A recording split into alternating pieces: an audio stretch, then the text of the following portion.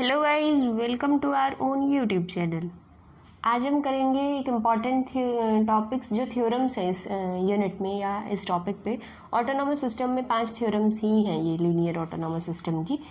कि आपको ये इन थ्योरम्स में क्या है कि अगर आपको क्रिटिकल सिस्टम दे रखा है कि ऐसे रूट्स हैं, तो रूट्स अगर ऐसे हैं कैरेक्टरिस्टिक इक्वेशन के, तो वो जो क्रिटिकल पॉइंट है वो कौन से टाइप का क्रिटिकल पॉइंट होगा। ठीक है, तो ये थ्योरम्स है 5।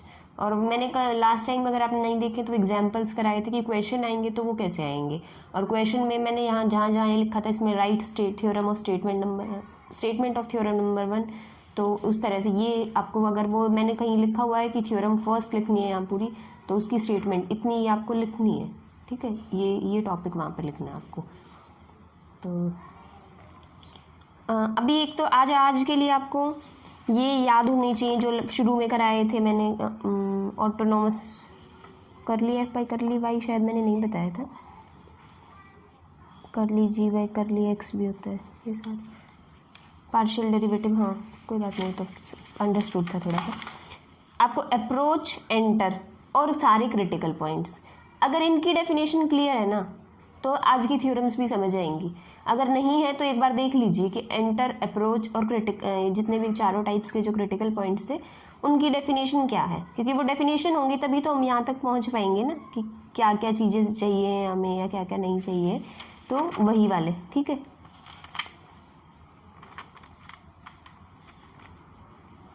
तो शुरू करें आज के लिए ये 5 थ्योरम्स।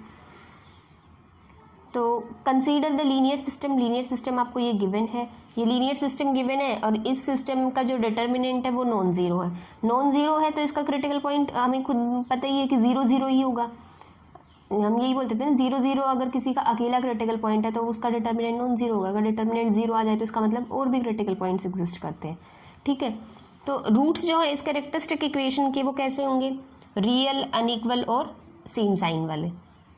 अगर ऐसे है, अगर उस मतलब इफ कंडीशन है कि अगर उसके कैरेक्टरिस्टिक इक्वेशन के रूट्स जो हैं वो रियल है, अनइक्वल है और सेम साइन के हैं, तो क्या होगा, जो क्रिटिकल पॉइंट होगा 0 0 वो किस टाइप का होगा उस लीनियर सिस्टम का, वो होगा नोड।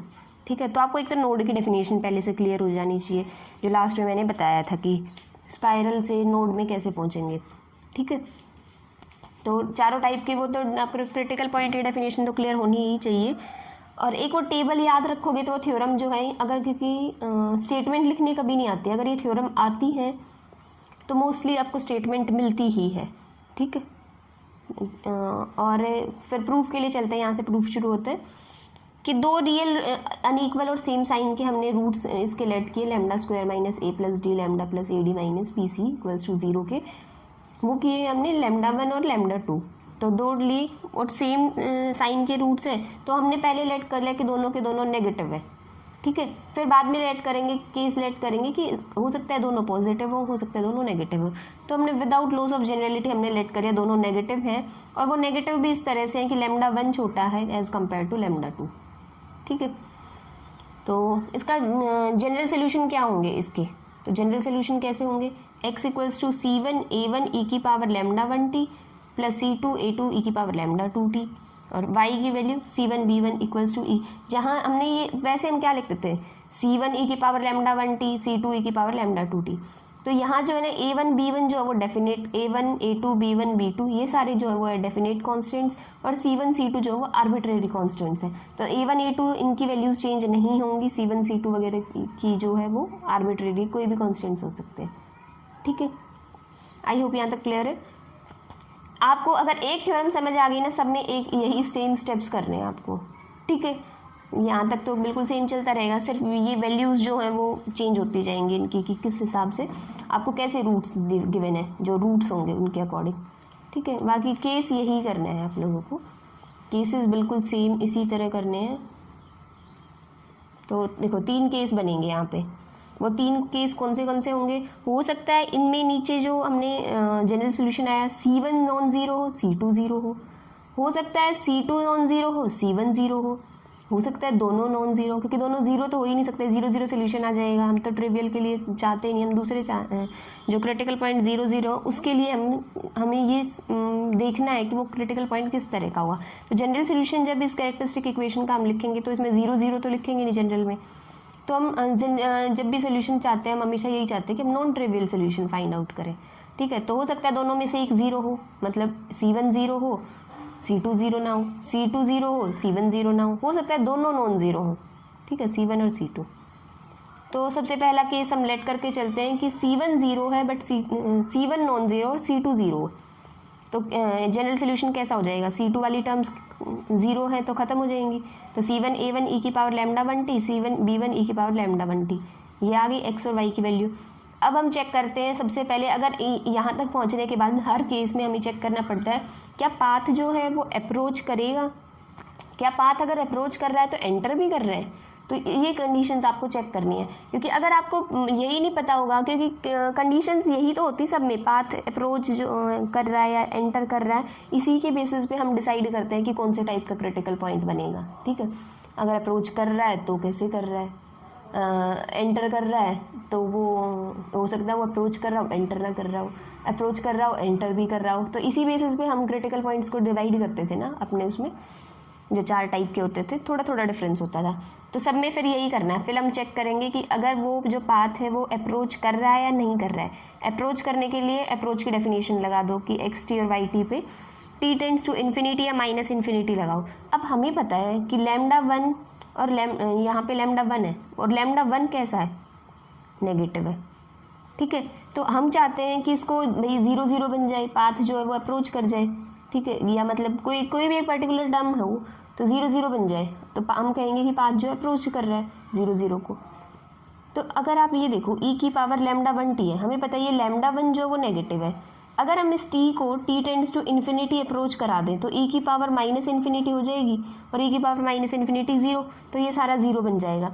लेकिन अगर हम इस लैम्डा 1 को, ये तो नेगेटिव है, और इस t को हम माइनस इन्फिनिटी अप्रोच करा दें तो ये तो e की पावर इन्फिनिटी बन जाएगी, तो ये और इन्फिनिटी बन जाएगा पूरा का पूरा, ठीक है। तो इसीलिए हम t टेंड्स टू इन्फिनिटी ले रहे हैं ताकि वो जो पावर है वो अप्लाई होने के बाद ये जो टर्म है वो 0 बन सके, ये लिमिट, ठीक है। तो ये दोनों टर्म 0 बन गई। अब 0 0 इसका मतलब क्या है, अगर x t और y t पे लिमिट अप्लाई कर रहे हो t टेंड्स टू इन्फिनिटी या फिर माइनस इन्फिनिटी, तो वो 0 0 आ रहे हैं। इसका मतलब वो पाथ जो है वो 0 0 को अप्रोच कर रहा है जब भी तुम t टेंड्स टू इन्फिनिटी। अब अप्रोच का पता चल गया। अब हम आते हैं क्या वो पाथ अप्रोच करने के साथ साथ एंटर भी कर रहा है, चेक करते हैं। लिमिट अप्लाई करो t tends to infinity, y by X consider करो, y बाई एक्स जब भी तुम कंसीडर करोगे तो ये हो गया, इससे ये कैंसिल, इससे ये कैंसिल, b1 बाई a1, ये एक फाइनाइट है क्योंकि ये डेफिनेट कॉन्स्टेंट्स है, तो ये फाइनाइट है। अब y equals to b1 by a1 x, ठीक है, b1 बाई a1 x, ये आ गया। उसके बाद क्या है, स्ट्रेट लाइन जो है वो उसमें से जो एंटर करे, इससे हमें ये पता चलेगा कि कोई भी इतने से यहाँ तक जब आया तो ये फाइनाइट टर्म है। और जब भी ऐसा हो कि उस पर लिमिट अप्लाई करने के बाद फाइनाइट टर्म आती, क्योंकि यही तो था limit t tends to infinity या minus infinity y T minus why not by x T minus x not, अगर ये टर्म फाइनाइट आ जाती है तो हम ये कहते थे कि पाथ जो है वो एंटर भी कर रहा है। अब यहाँ वाई नॉट एक्स नॉट का रोल जो है वो 0 0 प्ले कर रहे हैं, ठीक है। तो अभी हम जब इसकी वैल्यू निकालेंगे Y T by x T limit apply करने पे, तो b1 बाई a1 आए जो फाइनाइट है तो इसका मतलब पाथ एंटर कर रहा है 0 0 को। अब यहाँ से हम ये कह सकते हैं कि y equals to b1 by a1 x, सिर्फ यहाँ से हमें ये पता चल गया यहाँ तक कि पाथ अप्रोच भी कर रहा है एंटर भी कर रहा है। ये क्यों कर रहे हैं, इससे ये पता चलेगा कि वो जो पाथ एंटर कर रहा है वो कौन से स्लोप से कर रहा है, कितना मतलब कर्व्ड है या बिल्कुल स्टीप स्लोप है या कैसा है। तो इसमें से ये पता चलेगा y इक्वल्स टू, अगर हम x को इधर ले आते हैं, b1 बाई a1 x, ठीक है। तो y equals to b1 by y equals to mx plus c वाली कंडीशन से अगर तुम स्ट्रेट लाइन से कंपेयर करो तो ये जो स्ट्रेट लाइन है वो एंटर करेगी और कौन से स्लोप से करेगी, b1 बाई a1 से, ठीक है। फर्स्ट केस क्लियर हो गया। अगर आपको फर्स्ट केस समझ आ जाएगा तो सेकेंड और थर्ड बिल्कुल सेम है, सेकेंड तो बिल्कुल ही सेम है, ठीक है। जो काम आपने यहाँ C1 नॉन ज़ीरो और C2 ज़ीरो के लिए किया ना, वही काम आपको, अगर आपको लग रहा है कि हम कर लेंगे तो एक बार वीडियो पॉज करके आप करके देखिए, अगर आपसे हो रहा है तो आपको इसका मतलब समझ आ रहा है क्वेश्चन, ठीक है। तो अभी करते हैं आगे C1 zero C2 zero, C1 zero C2 non zero, वही काम करेंगे, C1 वाली टर्म्स को ज़ीरो करेंगे तो ये जनरल सोल्यूशन इस तरह का होगा। अप्रोच चेक करेंगे तो एक्स टी और वाई टी पे जब भी तुम अप्लाई करोगे, लैम्डा टू नेगेटिव है तो टी को इन्फिनिटी पे अप्रोच कराओ तो पूरी वैल्यू माइनस इन्फिनिटी ई की पावर माइनस इन्फिनिटी 0, तो ये 0 को हो गए। ऐसे ही इसको करोगे तो ये भी 0 को। तो अप्रोच तो कर रहा है, इसका मतलब 0 0 को ये लिमिट्स आ रही हैं, तो इन पे अगर एक्स टी और वाई टी पे यही तो करते थे हम, एक्स टी और वाई टी पे लिमिट अप्लाई करते थे, तो वो जिस पे लिमिट अप्लाई करने के बाद जो टर्म्स आते हैं उसका मतलब उस पर अप्रोच कर रहा है वो पाथ। अभी अप्रोच का पता चल गया। अभी हम करते हैं एंटर। एंटर के लिए वही Y T minus why not by x T minus x naught पे लिमिट अप्लाई करते थे। एक्स नॉट वाई नॉट का यहाँ 0 0 रोल प्ले कर रहा है, ठीक है, तो 0 0 रोल प्ले कर रहा है, तो पाथ अप्रोच कर रहा है, एंटर भी कर रहा है 0 0 पे। एंटर कौन से उससे करेगा, पाथ के स्लोप के क्या होगा, b2/a2 स्लोप से, ठीक है, y equals to m x plus c से अगर कंपेयर करोगे तो स्ट्रेट लाइन होगी और इससे एंटर करेगा बिल्कुल सेम स्टेप्स पे।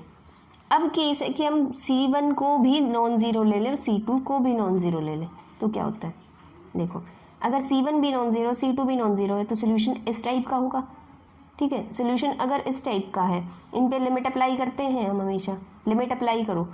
अब हमें पता है लैम्डा 1 भी नेगेटिव है, लैम्डा 2 भी नेगेटिव है, तो t टेंड्स टू इन्फिनिटी लगाओगे तो ये टर्म नेगेटिव होगी, ये टर्म नेगेटिव होगी, e की पावर माइनस इन्फिनिटी 0 और e की पावर माइनस इन्फिनिटी इज 0, ठीक है। तो दोनों की दोनों टर्म्स जो है वो क्या आ गई 0 0, तो 0 + 0 इज 0। इसी तरह जब इसमें करोगे तो इसमें भी ऐसे ही आएगा, लिमिट्स अप्लाई करोगे तो ये लिमिट अप्लाई करने पर क्या आया 0 0 वैल्यू, इसका मतलब पाथ कहाँ अप्रोच कर रहा है, 0 0 को अप्रोच कर रहा है।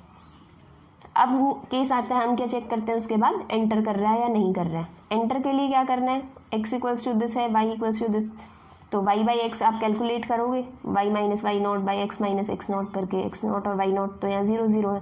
तो जब हम वैल्यूज़ यहाँ रखेंगे तो इसमें से हम क्या करेंगे, न्यूमरेटर और डिनोमिनेटर, क्योंकि उसमें तो एक ही टर्म्स होती थी, या तो C1 वाली टर्म्स लैम्डा 1 वाली या लैम्डा 2 वाली, इसमें तो दोनों हैं। तो आप क्या करो, लैम्डा 2 से न्यूमरेटर और 2 डिनोमिनेटर e की पावर लैम्डा 2t इससे डिवाइड कर दो सारे को, ठीक है। देखो e की पावर लैम्डा 1 और e की पावर लैम्डा 2 e की पावर लैम्डा 2t से यहाँ पे हमने क्या किया, डिवाइड कर दिया। डिवाइड करने के बाद क्या आया, ये आ गया। जब यहाँ करेंगे e की पावर लैम्डा 2t से डिवाइड तो ये टर्म्स आ जाएंगी, लैम्डा e की पावर लैम्डा 1 माइनस लैम्डा 2 और t कॉमन, और यहाँ से तो कैंसिल ही हो गया, खत्म हो गया।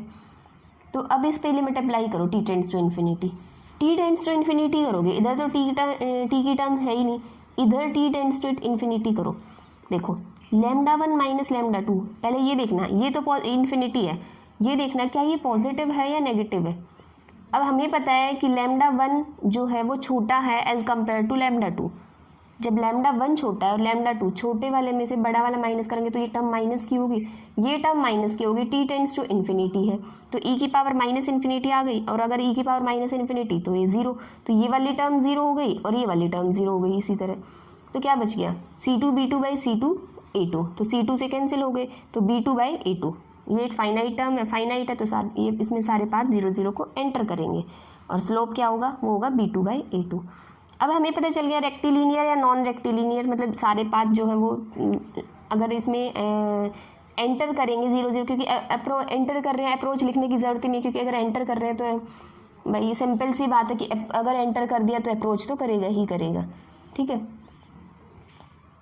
तो ये क्या है, एंटर कर रहे हैं 0 0 को as t tends to infinity, और सिर्फ 2 रेक्टिलीनियर पाथ ऐसे होंगे जो b2/a2 से कर रहे हैं, है ना, नहीं 2 रेक्टिलीनियर पाथ जो हैं वो अलग करेंगे, बाकी सारे जो है ना ऑल एक्सेप्ट 2 सारे के सारे b2/a2 से करेंगे, सिर्फ 2 को छोड़ के, क्योंकि वो जो शुरू वाला केस था ना वो b1/a1 वाला था, ठीक है। तो b1/a1 के जो पाथ होंगे ना वो तो एंटर करेंगे, सॉरी ये जो रेक्टिलीनियर पाथ है वो तो एंटर करेंगे b1/a1 से, जब तुम इसका स्लोप है, इनका स्लोप होगा, ये अगर आप नहीं भी लिखोगे तो भी चल जाएगा, ठीक है, ये वाली टर्म कि भाई कौन से स्लोप से। इस थ्योरम में ये कोई मतलब कंपलसरी नहीं है कि आप ये भी बताओ कि कितने स्लोप से वो एंटर कर रहा है, बस ये कंपलसरी है कि अप्रोच कर रहा है और एंटर कर रहा है वो, ठीक है। तो इस स्लोप से आपको b1/a1 से वो एंटर कर रहे हैं, और बाकी सारे जो बाकी केस नंबर सेकंड और थर्ड है उसमें सब में क्या है, B2/A2 से कर रहा है। ठीक है, तो हमें ये पता चल गया।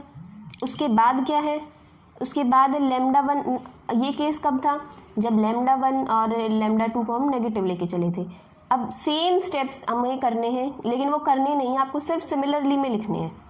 ठीक है, कि अगर λ1 और λ2 बोथ नेगेटिव है, इसका मतलब पॉजिटिव है, तो λ1 हम खुद से कर सकते हैं, λ1 जो है वो ग्रेटर मान लिया और λ2 छोटा मान लिया, तो 0। तो सोल्यूशन सेम रहेगा, सिर्फ डायरेक्शन चेंज होंगी। अब इसमें हमें हर जगह t टेंड्स टू इन्फिनिटी लिया था ना, infinity t tends to infinity था, तो पाथ की डायरेक्शन अंदर की तरफ थी। इसमें हमेशा t टेंड्स टू -∞ चलेगा तीनों केसेस में, तो इसकी सिर्फ डायरेक्शन चेंज हो जाएगी, ये ऑपोजिट एरो बन जाएंगी जब इस केस की बात करेंगे। ये केस आपको करके बिल्कुल नहीं दिखाना है, सिर्फ सिमिलरली में लिखना है और ये बताना है कि सोल्यूशन सेम रहेगा, सिर्फ डायरेक्शन चेंज होंगी। और क्यों होंगी, क्योंकि t टेंड्स टू -∞ लगेगा हर जगह। तो only arrows in the figure changes, critical point remain node but unstable. Unstable का यही है कि आपको जो वो वैल्यूज़ आएंगी स्टेबिलिटी की, जब मैंने डेफिनेशन कराई थी, तो वो जो है एक फिक्स के लिए, या फिर आपको मतलब ये चीज़ का आपको एसिम्प्टोटिक स्टेबल है या अनस्टेबल है, इसके लिए इस थ्योरम में कहीं नहीं है, या कि भाई आपको स्टेबिलिटी बतानी है, वो सिर्फ लिख देते हैं साथ में। अदरवाइज थ्योरम में कहीं प्रूफ नहीं करना है। थ्योरम की स्टेटमेंट आप देखो, तो थ्योरम में हमेशा सिर्फ यही होता है कि क्रिटिकल पॉइंट जो है वो नोड है या किस टाइप का है, वो उसकी स्टेबिलिटी के बारे में थ्योरम नहीं है। ठीक है, वो सिर्फ लास्ट में लिख देते हैं कि ये स्टेबल होगा या नहीं होगा। वो आपको, अगर आप वो सारा का सारा टेबल याद कर लेते हो तो भी लिख दोगे, अदरवाइज सारा प्रूफ जो है वो सारा इसके लिए है कि वो नोड होगा। ठीक है, कि अप्रोच कर रहा है, एंटर कर रहा है इस तरह से, और पाथ जो है ऐसे ऐसे है। तो ये थे थ्योरम नंबर 1। और इसी तरह थ्योरम नंबर 2 आप देखो, ये है theorem number 2। Wait a minute, आपको मे बी विजिबल ना हो, हाँ। तो ये है थ्योरम नंबर 2।